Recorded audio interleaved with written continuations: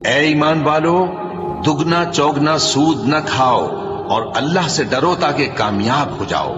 اور دوزخ کی آگ سے بچو جو کافروں کے لیے تیار کی گئی ہے، اور اللہ اور اس کے رسول کی اطاعت کرو تاکہ تم پر رحمت کی جائے، اور اپنے پروردگار کی بخشش اور اس بہشت کی طرف لپکو جس کا عرض آسمان اور زمین کے برابر ہے، اور جو پرہیزگاروں کے لیے تیار کی گئی ہے، جو آسودگی اور تنگی میں اپنا مال اللہ کی راہ میں خرچ کرتے ہیں اور غصے کو روکتے اور لوگوں کے قصور معاف کرتے ہیں،